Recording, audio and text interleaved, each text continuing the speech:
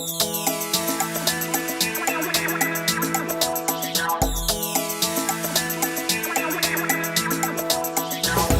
welcome everyone for coming to the Ag Talk, Love Your Soil, Caring for Your Underground Community.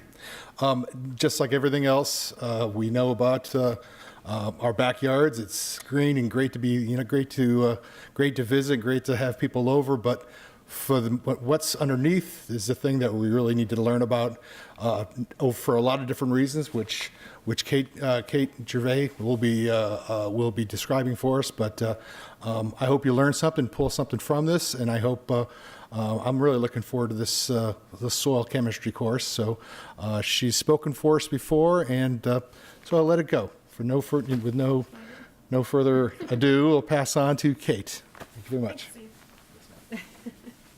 So good evening, everybody. Thank you. I haven't even done anything yet. As Steve mentioned, my name is Kate Gervais, and I work for the Worcester County Conservation District. So my office is right up the hill on Boyden Road. We work out of the NRCS office. We're co-located with the USDA. They're one of our biggest partners. And my background is in soil science. I have a bachelor's degree in plant soil science. My husband and I have a small farm in a neighboring town where we raise sheep, cows, poultry, a variety of what have you. So I try to walk the walk. I can't guarantee that you're going to come to my house and do as I say, not as I do. I try. We try. But we both work full-time jobs, so you know how it is. So I wanted to talk for 1 minute about the Conservation District. So conservation districts were formed in Massachusetts in 1945. Some of you may know about the Dust Bowl in the late 30s, and that's the Soil Conservation Service, which was a predecessor to the NRCS, Natural Resources Conservation Service. That was formed federally in response to the Dust Bowl. And FDR actually said, hey, we need some groups. We have this federal group, but we need some folks on the ground, locally led, to help implement these conservation measures, because a lot of farmers are going, okay, you're the government, we get it, but we don't really want to listen to you. So conservation districts were formed to, each conservation district has a board of directors or board of supervisors that are either required to be residents of the district. And our district happens to be Worcester County. Every county in Massachusetts has a district, and counties across the country actually have conservation districts. So think of us, we've kind of fallen by the wayside a little bit, and I'm the first technical employee. I've been there for 2 years. I'm the first technical employee that our district has had in 20 years. So doing our best to get back on the map and become a resource again for farmers and landowners. We are an unfunded quasi-governmental organization. We're enabled by state legislature, but we don't receive any state funding, so we're always kind of looking for our own funds, which is just one hat that we wear. Again, like I said, Board of Elected Supervisors, they have to be landowners or occupiers within the county, co-located in the NRCS office, and one of our big sources of funding for this year, we're really excited. We received a grant from the National Association of Conservation Districts, so this big overarching parent organization gave us $50,000 to help focus on urban agriculture and backyard gardening. And I see us filling that niche. If you're a farmer, if you're a production farmer, you can go talk to the USDA, you can talk to the folks at NRCS. But if you're, maybe a micro farm, or you have, just some animals in your backyard, or you want to raise livestock for your own subsistence, that's where I see us fitting in. So I tell people, if you grow 20 acres of tomatoes, you can call me. If you grow tomatoes in a 5-gallon bucket, you can call me, and I'll help you out with technical assistance. And you may also know us from our annual seedling sale that just wrapped up. You may have picked up your plants last week. That's our big fundraiser for the year. So that's a huge part of our existence currently. We also partner with other groups, just like the AgComs. I'm on the Rutland AgCom. So now I see I just gave away where I live. I'm on the Rutland AgCom, and we partner with different agricultural commissions. We also work with an organization called Growing Places up in the North County. They are a community garden, an urban community garden organization where we work a lot with them, as well as Central Mass Grown. So just, we're trying to get back on the map, on everybody's radar, and we're really getting out there and trying to support growers of all scales. So, think of us if you have any questions or have any ideas for anything agriculturally related on perhaps a smaller or backyard scale. So, let's get started. If you come to one of my talks on soil, I start with the same 2 slides. The importance of soil. So despite all our accomplishments, we owe our existence to a 6-inch layer of topsoil and the fact that it rains. And for whatever reason, I love the fact that this is like stapled to somebody's office door for the Farm Equipment Association for Minnesota and South Dakota. It doesn't matter where you are across the country, this is true. So something to think about. And then likewise, Aldo Leopold, one of the fathers of modern conservation, said, all civilization is dependent on natural resources. All natural resources are soil or derivatives of soil. Farms, ranges, crops, livestock, forests, irrigation water, and even water power resolve themselves into questions of soil. Soil is therefore the basic natural resource. And this is my bread and butter. This is one of these things I can geek out about this for a very long time. But I think soil is actually really overlooked and taken for granted. So a good place to start. What is soil? So soil is defined as the unconsolidated mineral and organic material on the immediate surface of the earth. So all that means is it's just that loose stuff on top. Mineral and organic, those are our important points. So what does it do? It provides a medium for plant growth.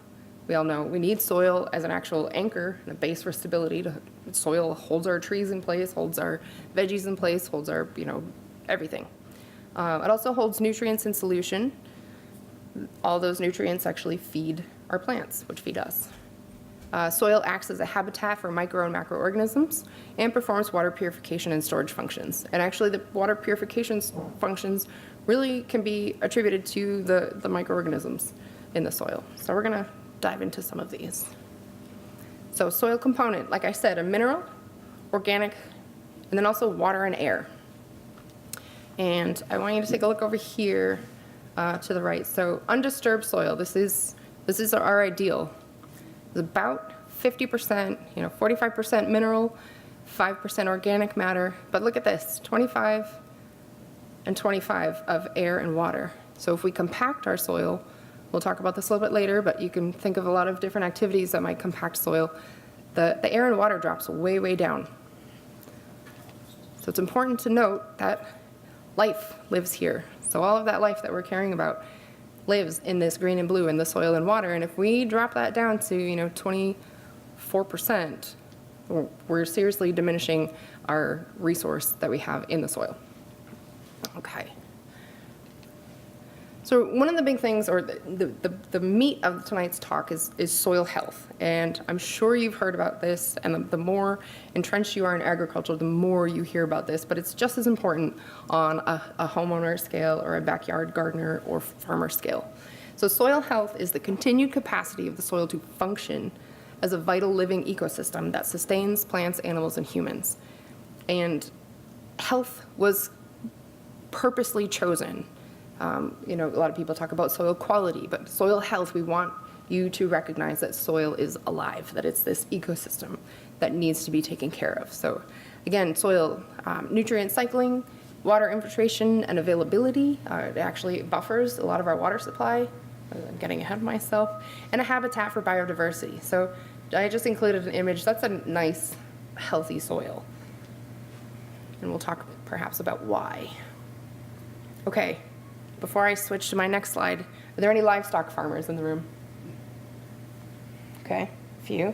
Well, you should all be raising your hand because we all have a subterranean herd that we need to take care of, okay? So this there we go. So relative amount of organisms and a handful of soil. So look at these critters that live in a handful of your soil. Okay, this is the life that I was talking about, and this is why it's really key to take care of it, because these critters that live underground are what's taking care of us, and they're doing nutrient cycling, which means they're taking mineral nutrients like fertilizer and things that show up in rainwater, and they're cycling them to make them plant available. They're changing some of the formats so that the plants can actually uptake them and use them. Jumping down to the earthworm, a little bit bigger, some of these arthropods and even the nematodes, they're kind of your chippers and shredders. And they're working on a little bit larger scale. So they're chewing on some of the bigger particulate matter and breaking down your bigger debris and making it available for these smaller guys. Fungi. Just the amount of fungi that are in our soil, these mycorrhizal fungi, they have what's called hyphae, these fingers that reach all throughout your soil. And I think we'll see some pictures. And they contribute so much to your soil structure, to your water holding capacity, and they create these pore spaces for actual microbes to inhabit, and also for that nutrient solution to occupy. So you're all livestock farmers, keep that in mind. So soil is a living factory. And actually, in this picture, some of these are root hairs, but some of the white fuzzy stuff is actually probably that mycorrhizal fungi that you can see. So both macroscopic and microscopic organisms, soil provides them food, water, shelter, habitat. And this factory is powered by sunlight, just like plants. And it's up to you as the manager of your soil to choose activities, and these activities either improve or degrade soil health. We'll talk about tillage, your fertilizer choices, pesticides, grazing, plant diversity, and that's up to you. I think of soil health in 2 points I want to make. Soil health, I think of like gut health. That's becoming popular, and you want to take your probiotics and all these things. That it's important to think about soil as an ecosystem, kind of just like your gut. Now I lost my second point, but it'll come back to me. The other thing, that's what it is that we're going to talk about soil health, and it's important to realize that it's a spectrum, it's a journey, if you will. I will tell you about the different extremes, but it's up to you to decide what works for you, and what resources you have available to you, and just even as a matter of convenience. I'll talk about that with tillage. So how do I grow healthy soil? There are 4 principles of soil health, and these come from the USDA. They actually have a soil health division that works on this. It's about a whole bunch of researchers, some really smart people working on soil health, and they've come up with these 4 principles of soil health. And I do a lot of technical assistance, again, for backyard type folk, but also all the way up to production farmers, and we talk about these exactly the same way. So you want to increase your soil armor, that's your soil cover, minimize your bare soil. We're going to minimize disturbance, maximize plant diversity, and keep a living root year-round. Then number 5, if you have the option, is to add livestock. And again, that's increasing your diversity. Not necessarily plant, but you're increasing your diversity. And so the goal is to create the most favorable habitat possible for the soil food web. And again, you can see some of the life in this soil. That's a living soil. All right, so we're going to start with increasing soil armor. So covering bare soil using cover crop or mulch. And a lot of times we talk about sheet and rill erosion. So sheet erosion is just the water moving across the field in a sheet. Rill erosion is when it channelizes and begins to form gullies. And we talk a lot about those kinds of erosion, but what we don't think about is actual splash erosion. So the force of a raindrop hitting the ground, hitting bare soil, is actually more erosive than a lot of those, than the other kinds of erosion. We don't think about this. So splash erosion is crucial to maintain, or crucial to minimize. And I show this picture. I love this. This is mulch. This is probably winter rye that was rolled and crimped, and this farmer plants his pumpkins directly in it, and it keeps the cover crop is terminated, it's killed, and the cash crop is planted directly in it, and it keeps his pumpkins in better shape, it keeps his soil in better shape. So I really love that photo. I have some more pictures. So maybe this looks like a more approachable scale, or, you know, for some of you, maybe not. But you can cover your soil. The goal is to cover bare soil so that the raindrops aren't striking the soil directly, that they're hitting something else, they're intercepted by something else, and they're deflected and slowed down before the rain actually reaches the ground, the water reaches the ground. So you can do that with mulch. And I recommend straw. You can use wood chips. I know people don't like the idea of wood chips just because they think it ties up the nitrogen. They're actually finding it's not that huge of a deal, that the nitrogen is tied up right immediately at the surface, but below ground, as long as everything else is okay, that the nitrogen is fairly free for the plants to use. So wood chips are an appropriate option as well. You can use brown paper. Sometimes we'll go to Home Depot and get the rolls that you use when you're like painting your house, and we'll put those on we'll unroll it on our paths, and it's instant. And you're not fighting newspaper, you're not out in the wind and the rain with your newspapers blowing into your neighbor's yard. It's a little bit heavier duty and a little bit easier to apply. So again, this is probably straw. And that's pretty readily available around here. It's not the cheapest, but it's effective.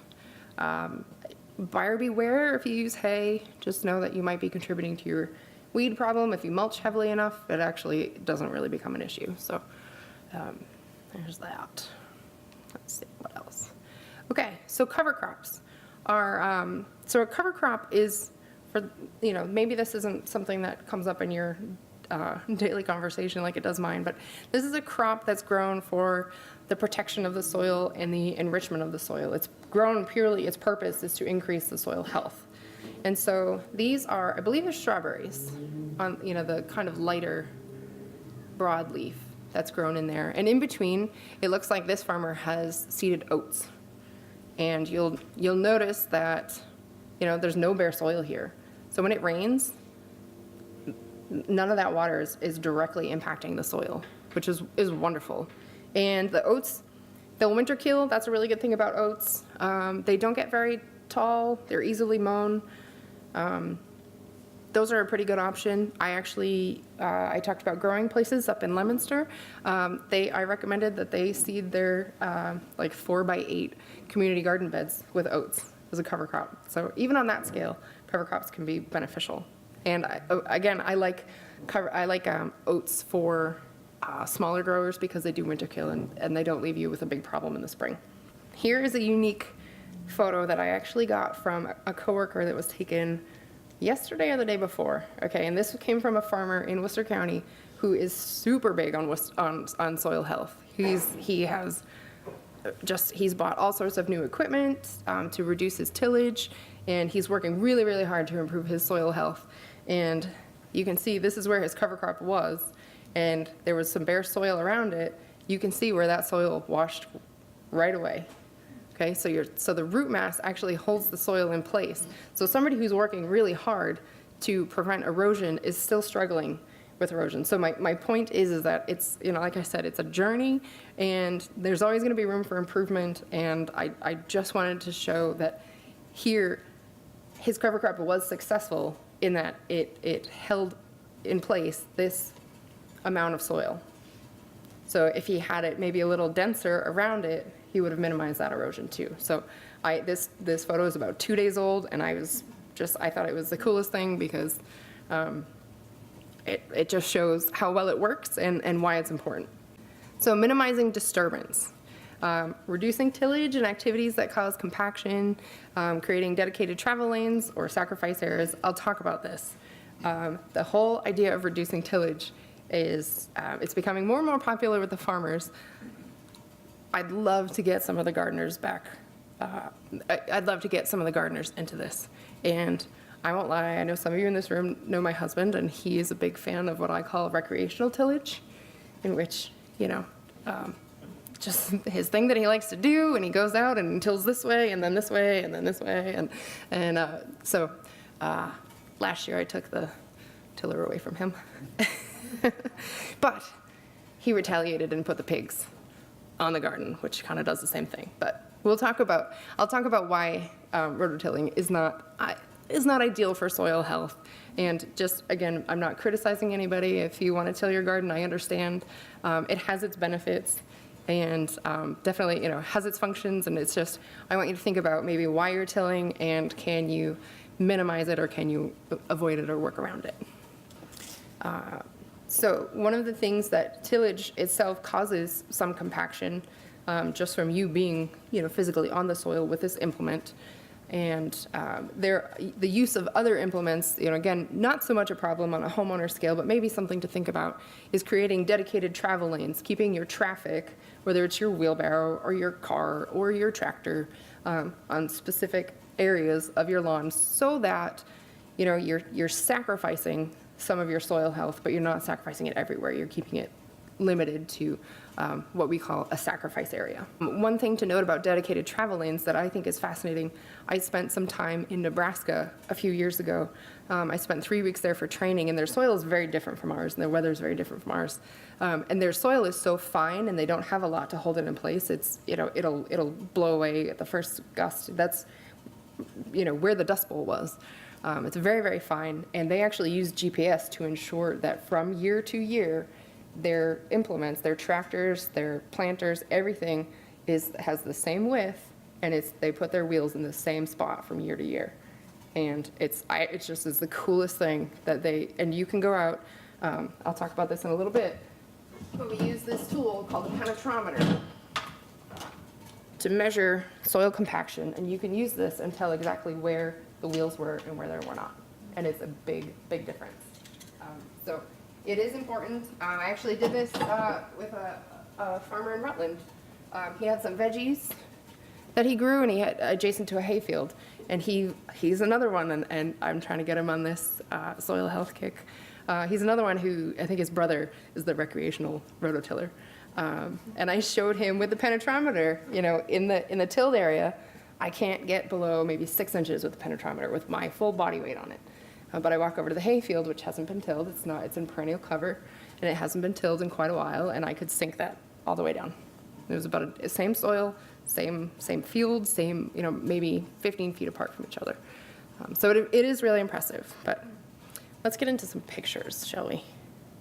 So this might look familiar to some of you, maybe not on this scale, but this is tilled, and there's a lot of bare soil.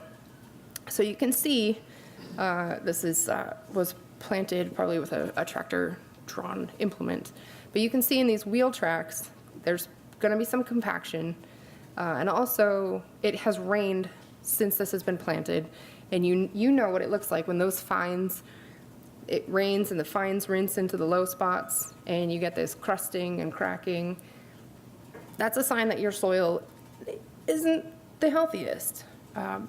It should be able to withstand, you want the water to actually infiltrate rather than pooling on the surface. And a healthy soil, the water will infiltrate rather than running off. So that's not the healthiest soil. We've got room for improvement. Okay, compaction. You think maybe this soil was a little compacted? So that's one of the things we look for is you can actually, in a really compacted soil, you can pull out a handful of biomass and see that the roots go down to a certain point and then they stop and they just run laterally because they're hitting what's called a plow pan or a compaction layer. I will note this is a tillage radish. So this type of radish is actually present in a lot of cover crop mixes. It's a daikon radish, and it's used most plants. The tips of their roots, they can handle about 300 psi. That's what they're pushing out while they're moving through the soil. And if they encounter something more than 300 psi, they go elsewhere. They turn around or they go laterally. We use this tillage radish because the tip of that will actually reach 1100 psi.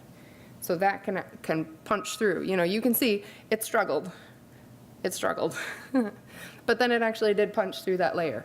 And you use these tillage radishes in some cover crop mixes because they will break through, they'll crack through that compaction layer, and they winter kill, so they grow this nice big radish, then the whole thing dies and actually rots over the winter, and you've got these nice huge channels already built in your soil. So in the spring, that water is going down those channels and is going, under and feeding your,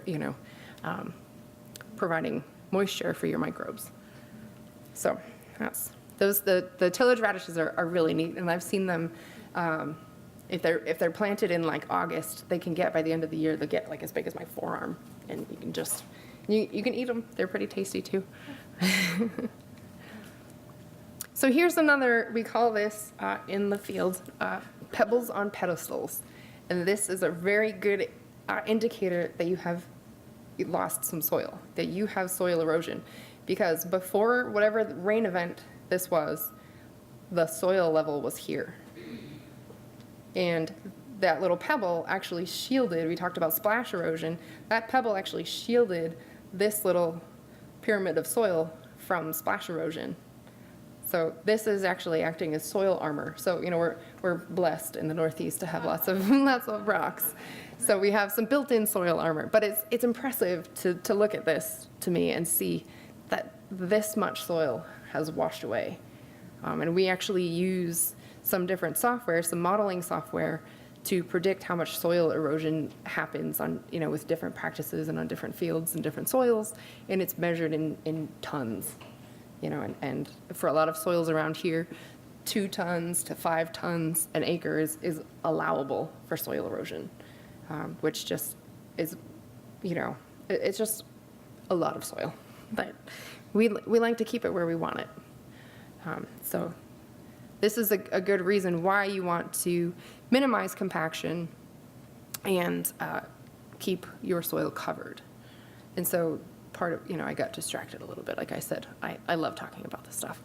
So you can see some of these cracks too, that happens because the soil is compacted and the water can't infiltrate. And so those fines they kind of sit on that surface, and they form this like sticky clay layer on the top, further sealing, you know, kind of compounding the problem because they seal the soil surface.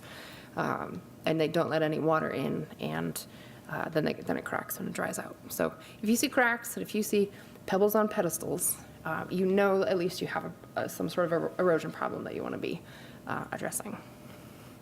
So conversely, take a look at that soil. So we see aggregates.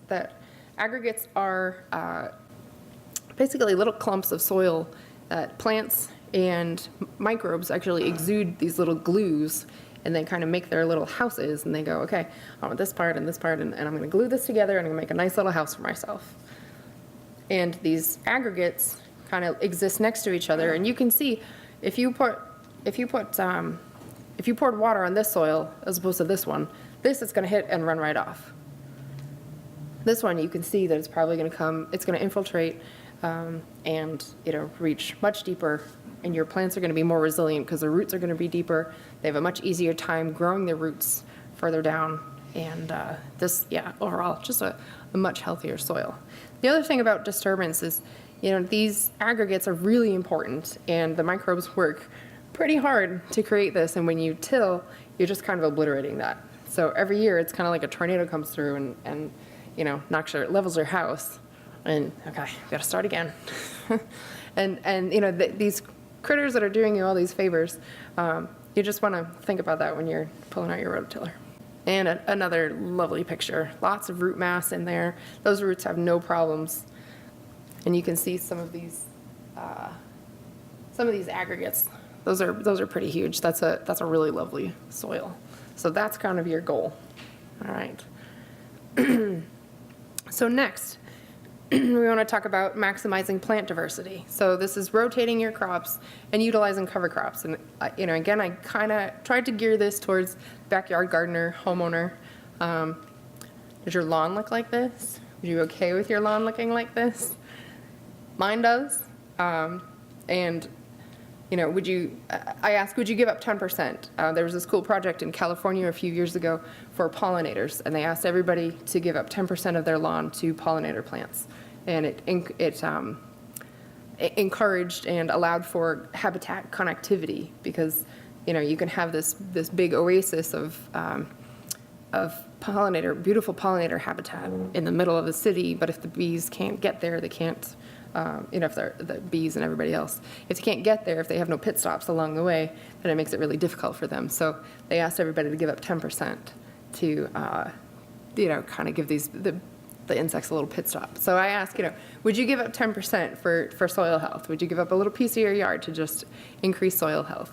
The above ground diversity drives below ground diversity. I think that's actually my next point. Yeah. So maybe the first slide looks a little weedy, but would you let your lawn look like this? I see some clover in there and probably some Sudan grass. There's lots of different options. You can plant different types of grasses, lots of different options. And just like you or I don't want to eat the same thing every day. And so neither do they. And you build resilience in your underground population by increasing your diversity above ground, and that's something you can control. Another really interesting mix, there's all sorts of different cover crop mixes, and this is actually probably a grazing mix. And I understand that, maybe you don't want your lawn to be 3 feet tall. I do get that, but there are options. There are options for maintaining a relatively civilized looking lawn while increasing diversity. But if you have a spot that maybe, you don't mind looking at something a little more wild, there are some really neat options and really neat mixes. And we've seen this slide before, but again, maximizing plant diversity just by interseeding something else, you're increasing this by, you're increasing your diversity by 100% by just going from 1 to 2. And this is oats interseeded into broccoli. And interseeding is really wonderful, in your paths in your garden, interseeding something that's not going to get out of control. There's, again, some options. Oats are wonderful. Some of your rye are good. And even buckwheat is nice as long as you keep it under control. You want to mow that. So different options in your garden, and different options for your lawn as well if you're open to that idea. All right, and so finally a bonus, if you can incorporate livestock. I know some folks that will throw their chickens into their garden just to let them kind of scratch and graze, and they provide a little bit of variation, and their manure, just returns nutrients to the soil. That's a pretty intense livestock operation or livestock grazing operation there. But if you don't have actual livestock to incorporate, you can always add what comes out the back end. And it accomplishes the same thing. That's what you're doing. That's some people will use cows to actually seed in new hay fields because it's called trample seeding. And again, people that use chickens to kind of turn their gardens in the spring. But adding the manure and giving a different feedstock to your microbes and to your underground, your subterranean herd accomplishes that as well. All right, so that's soil health in somewhat of a nutshell. I know that Steve asked me to talk about soil fertility because that's something that maybe isn't a little bit more within your control and that folks have a lot of questions about. So is there any questions on soil health before I start? Yeah. Yeah, about the soil, the seed mixes. Mm-hmm. Did you put together essentially seed mixes like from some extra seeds from year to year and put them in there, or do they have to kind of have some sort of symbiotic? You can do that by all means. It's kind of what you want to deal with, and we have a calculator that will let you pick, like, okay, I have a lot of compaction, so I want to. You plug it in and it'll spit out this kind of mix that probably has a lot of radishes and some sort of really tall grass with a really deep root system. What else there? If you think nitrogen's a problem, you might include a pea or an alfalfa. If you don't want to deal with biomass in the spring, I know a lot of people that plant winter rye, but winter rye comes back in the spring and you have to deal with it a lot of times by tillage. So, if you want to avoid tillage, you don't want to use something that you have to till to kill in the spring. Some people use herbicide to kill it, which is an option. It's actually a very convenient option, and then you have all that nice biomass that makes a really a nice mat. But, so to answer your question, there's lots of different options for cover crop, but it can be as simple as just kind of tossing, what you have left over. And I talked about the soil armor. I talked to some folks at a community garden last year, and it was like September or even maybe October.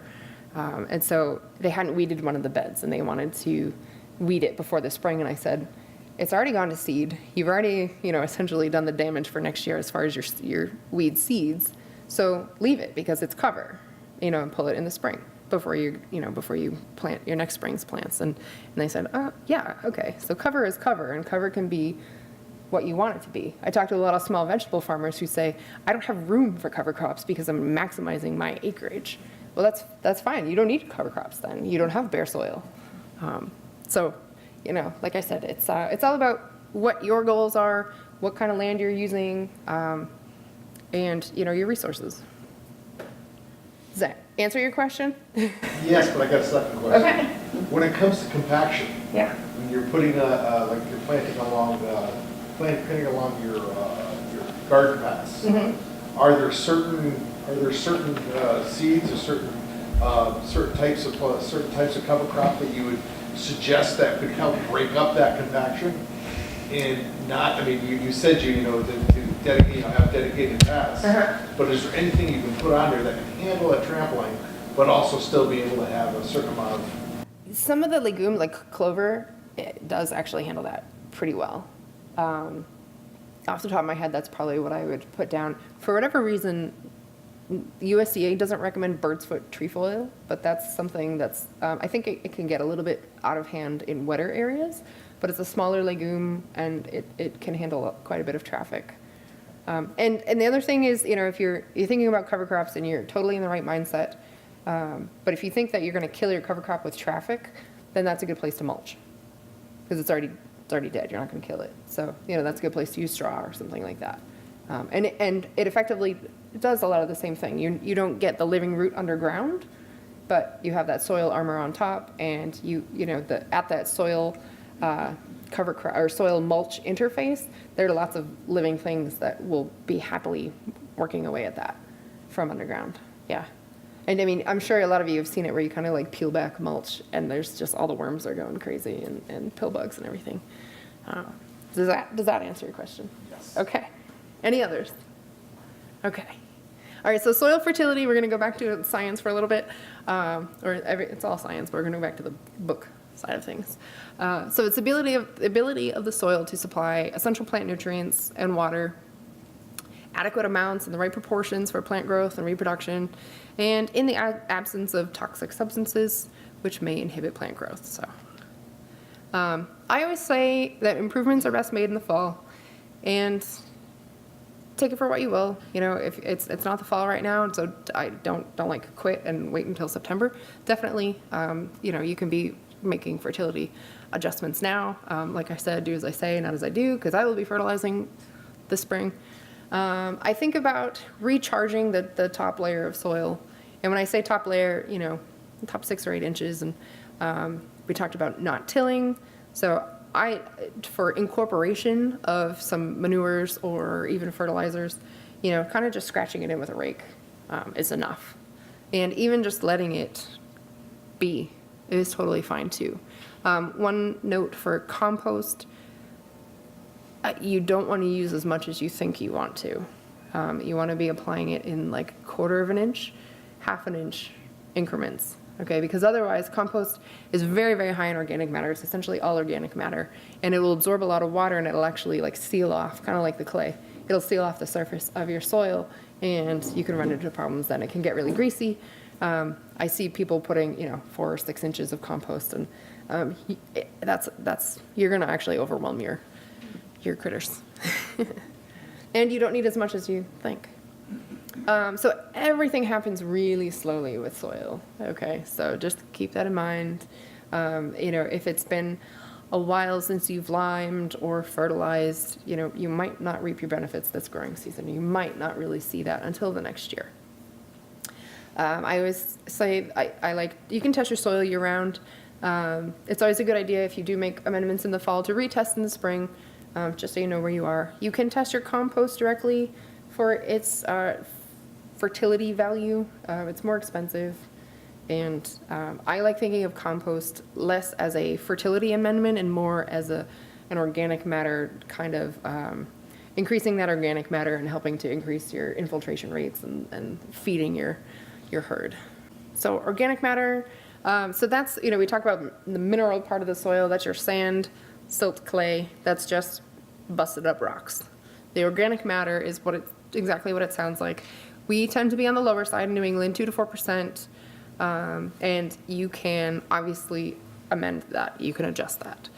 Organic matter aids in soil aggregation, helps resist compaction, again, promotes soil aeration, drainage, moisture retention, all these things that we talked about as being ideal. And it's essential for nutrient cycling and microbial activity, so you want to be thinking about that. Okay, pH. If there's one thing that you're going to spend money on, first the soil test, second, fix your pH. So pH is a measure of the acidity or alkalinity in the soil. 7 is neutral, less than 7 is acidic, greater than 7 is alkaline. New England soils tend to be on the acidic side. There are exceptions to that, usually in the western part of the states. But around here, I've seen them as low as 3.5, and you can get it up to 7. So easy to test, easy to alter, cheap to fix, and my next slide will show you why. So, like I said, test your soil, fix your pH. And this is why, okay? So each one of these bars, so the acidity is up here from 4 to 10, okay? And each one of these bars represents a different nutrient for plants. And the wider the band, the more available it is to the plant. So you can see at 7, you've got all these big fat bands. And so all that means is that, at a pH of 5, you might have all these nutrients in your soil, they're just locked up. The plants can't actually get to them, which is why I tell you, fix your pH. And your soil test won't, it'll tell you what's there, but it won't tell you what's locked up. Okay, so like I said, cheap, easy to test, cheap to fix. So, and you're always gonna be fighting that fight in New England. You're always gonna be fighting that fight.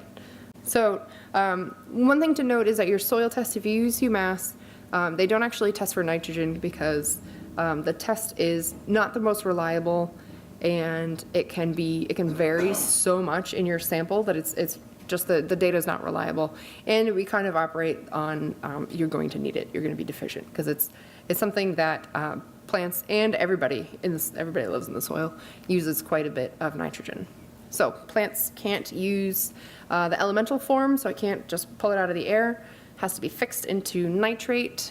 So that's, like I said, that's what a lot of those microbes do. They can take it from the air and make it plant available. So root and shoot growth, this is what makes your grass grow nice and tall, and your trees and everything. Protein synthesis, that proteins require nitrogen.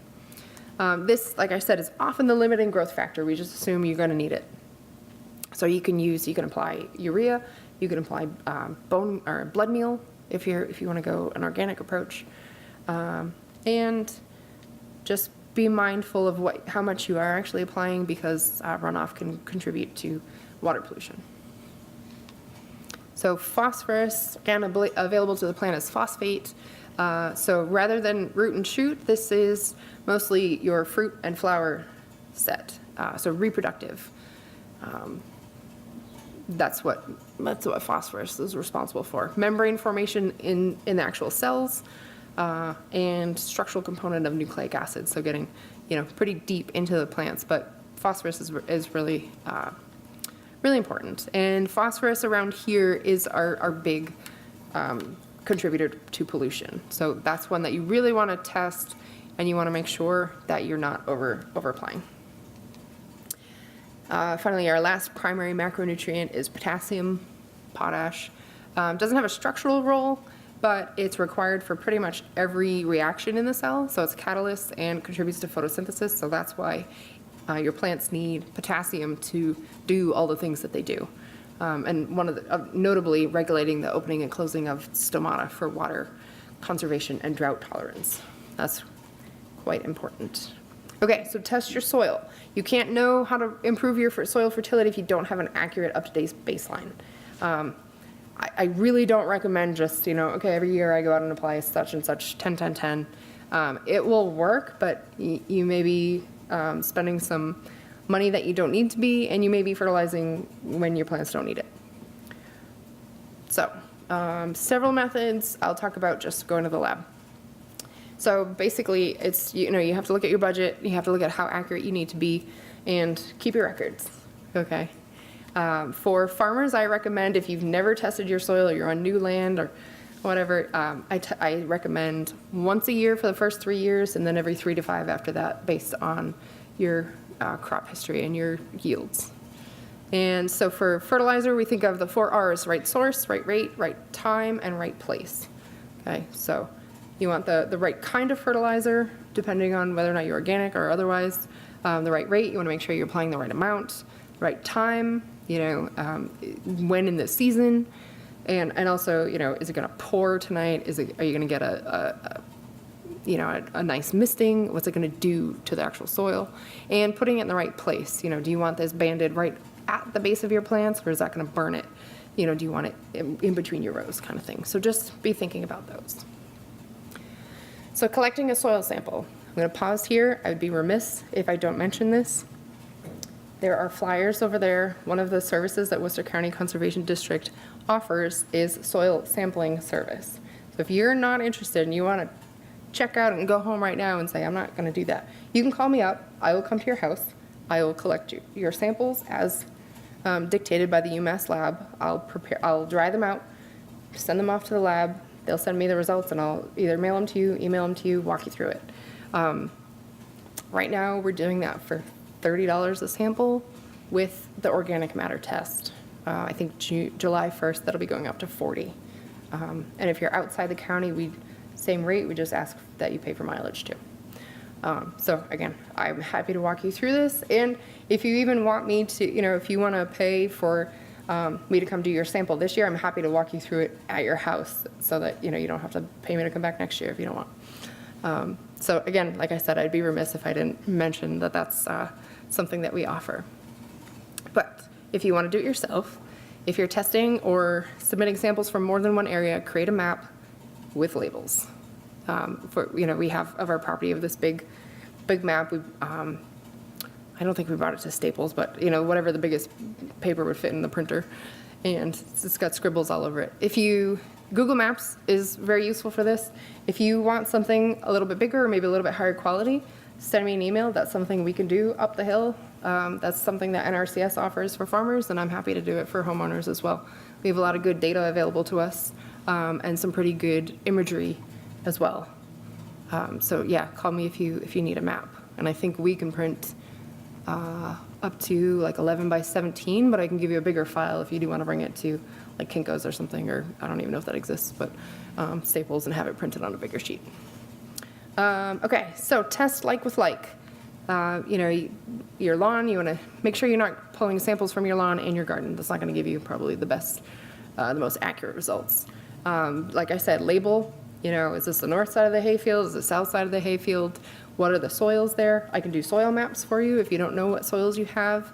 And I'm happy to talk to you about that as well.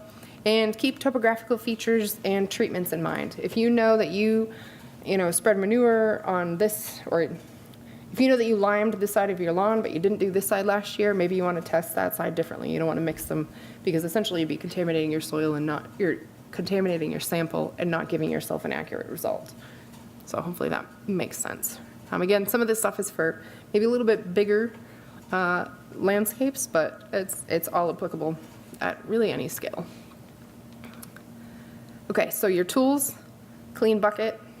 I lost my bucket. Oh, my bucket's over there. A small hand shovel or auger. This is one of my favorite tools. It's a soil knife. And you see mine's spent a lot of time outside.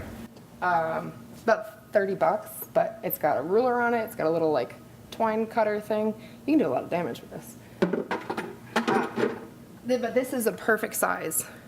Oops, did I shut myself off? This is a perfect size for pulling soil samples. If I come out, I use a soil probe. That's this. Takes about like a 1 inch, maybe a little bit less. Takes a plug. That's just for speed. The especially if I'm doing a lot of soil samples, but a small shovel or auger, like a bulb auger, works pretty well. And you want to take 6 to 10 subsamples per acre to be tested. If you live on a 1/4 acre lot, I'd still recommend you pulling 6 or 10. Just kind of walk around your yard. One of the methods I do just to ensure that it's random and that I reach everywhere is pick a number like 15 and just take 15 paces. Every time you hit 15 paces, you pull a sample and just kind of bounce around your yard. Because you want to make sure, you can also do it in a grid if you're in a small space, just to make sure that you get a representative sample. Okay, so you're going to mix subsamples. So you're going to take, so say you're doing your front lawn. You want to take all of those subsamples, mix them in a bucket, mix them thoroughly. You're going to break up large clods of soil, and you want to remove roots, any gravel, any large stones, any big debris that's not soil. You want to be testing the soil. And the lab actually also will sieve soil samples when they get them, and I'll sieve it as well. So I'll pull out a lot of stuff, but don't worry if you don't get everything. So you're going to remove approximately a cup. You spread it on a brown paper bag. That helps it dry overnight. You want it to be dry. It takes a couple days on a brown paper bag. But you want it to be dry. You want it to change color. It'll lighten up quite a bit. And then you can put it in a bag and send it to the lab. Don't submit wet samples to the lab. They won't be accurate. The lab won't appreciate it. And you're paying to send water to the lab.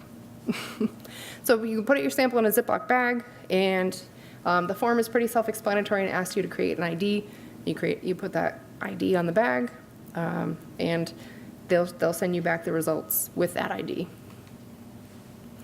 Fill out the form, sent to lab. So the fee is currently, I just checked this, $20 for the basic soil analysis, plus the organic matter is $6. So I gotta be honest with you, I don't remember how we came up with our pricing, but $30 for me to come do that is a pretty good deal. We buy the kits in bulk, or the samples in bulk, so we get a little bit of a break. But once you throw in shipping and everything, it's actually a pretty good deal to have me come do it. So we use the UMass lab. They use tests that are based on our soils around here. They know that the pH tends to be, it actually works really well with the behaviors of our soils. There are other labs that exist around the country. You're welcome to use those, obviously. Just know what their expectations are and their limitations. And some people use, they use Logan Labs, and I think it's in Ohio, because the results they think are easier to read. I'm used to the UMass charts, so it's personal preference, but we use UMass and we recommend UMass. So here is the results, and I have a few different sets of results that I just want to share. So this was a garden that I tested, thinking like Spencer. Okay, so a couple big numbers. Your pH right here, his pH is right on. Okay, excellent. You look at all of these numbers, so it's phosphorus. Should be between, this is your optimum range, 4 to 14. He's at 219. This is somebody who's a chronic composter. Okay. His potassium is, so you go down here, this is where I always start. Your phosphorus, potassium, calcium, and magnesium, everything's off the charts. Okay, so I wanted to share that with you because that's probably the case for some of you. If you like to add compost and you like to fertilize with the 10-10-10 every year, and you just add because you think you need to, that's probably what your sample's going to come back as. And he was so good-natured about it, because I said, you don't have to do anything this year, just plant and enjoy. And he actually was having problems with his tomatoes because his phosphorus was too high, and it was creating he was running into like an imbalance where the tomatoes were taking up so much phosphorus and they weren't keeping up with the nitrogen, and he was not getting fruit. So you can actually run into problems by over-fertilizing. So it'll give you actual numbers up here. These are your micronutrients. We don't tend to see micronutrient issues in New England. We have, our soils are pretty well balanced there. Aluminum can be an indicator. You see it a lot more in wetter soils. That can be an indicator. You want to keep an eye on that if you're growing food. If it's super high, you just want to look at that. Aluminum also can compete or cause problems with other nutrient uptake. So, this is fine, less than 75. And UMass does test for lead. That's okay. And then these numbers aren't, some of these will tell you some of your soil health kind of things. This cation exchange capacity tells you how well your soil buffers the different cations in the soil, because all of the plant nutrients actually show up usually as cations. And then your bulk density or your scoop density tells you basically, how dense your soil is versus your organic matter. So this test has the organic matter, and it's at 9.2. That's pretty good. That's pretty high.